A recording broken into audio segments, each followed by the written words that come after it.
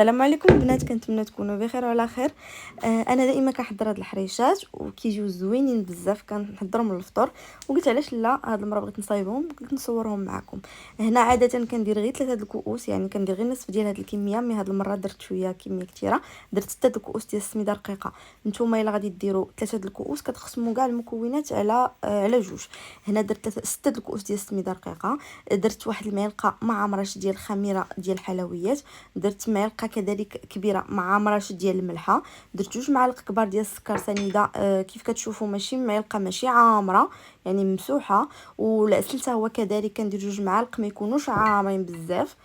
وكنديروا هنايا واحد 2 معالق كبار ديال الزبده تكون بحراره المطبخ، انا حيت ما جبدتهاش من الثلاجه فدرتها في الميكرووند واحد شويه.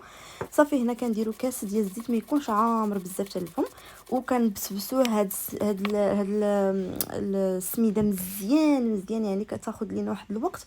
فالسر ديالها في هاد المرحله هذه كنبسبسوها مزيان وكنخليوها. فانا هنا خليتها الليله كامله بحال هكا حتى الغد اللي في الصباح، عاد ضفت عليها الخميره ديال الفوريه، واحد معلقه صغيره مع عمراش، وضفت الماء يكون دافي. درت الكاس الاول، الكاس الثاني والكاس الثالث بقيت كنضيفو شويه بشويه. فانا خدات ليا 3 د الكؤوس ديال الماء دافي. صافي الخليط شفتوا معايا كيف كيجي، يعني كيجي خفيف، وكنخليوه واحد ماشي خفيف وماشي ثقيل، يعني ماشي عجينه مجموعه بزاف. صافي كنغطيها وكنخليها واحد 10 دقائق حتى كتشرب لي ديك السميده مزيان. ومن بعد هنا المقيله فاش غادي نطيب، انا ما عنديش المقيله ديال الثقيله ديال الخبز، يعني خصني حتى نجيبها من المغرب. صافي كنطيب غير في هذه، فدهنتها بشويه الزيت ورشيتها بالسميده رقيقه، وكنستعمل هاد الغلاقه هذه اللي كتشوفوا معايا في الفيديو، كندهنها حتى هي بشويه الزيت وكنرشها بالسميده رقيقه. المقله انا مش علاش عليها حتى نعمرها، يعني تنحط فيها الحريشات كاملين، عاد غادي نشعل عليها البوطه.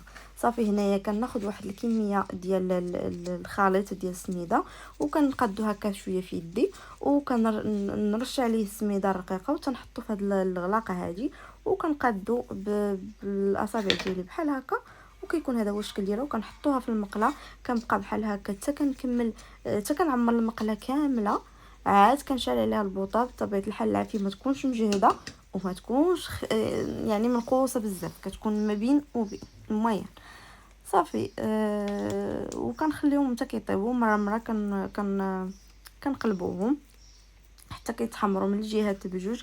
فصدقونا البنات كيجيو لذاذ بزاف، ولا درتوها الطريقه هذه فغادي ينجحوا معكم. كيف ما قلت لكم بالنسبه لهنا انا راه خرجت ليا كميه شويه كثيره، نتوما بطبيعه الحال كديروا على حسب، لا ما بغيتوش زعما تشد لكم اليد بزاف وتبقاو ضاربين معها شحال. كديروا غير النصف ديال الكميه، غير هي كتصبر البنات في الثلاجه، يعني راه ما كتحتاجوش انكم تبقاو ديما ديروها. انا راه كنحطها في الثلاجه، يعني كتديني واحد المده طويله كتصبر في الثلاجه. صافي انا من بعد ما بداو كيطيبوا هنا راه بديت يلا قلبت وحيده، واخا مازال ما تحمرتش. المهم كتبقاو تقلبوا حتى كيبان لكم، حتى كيبان لكم تحمروا من جهات بجوج.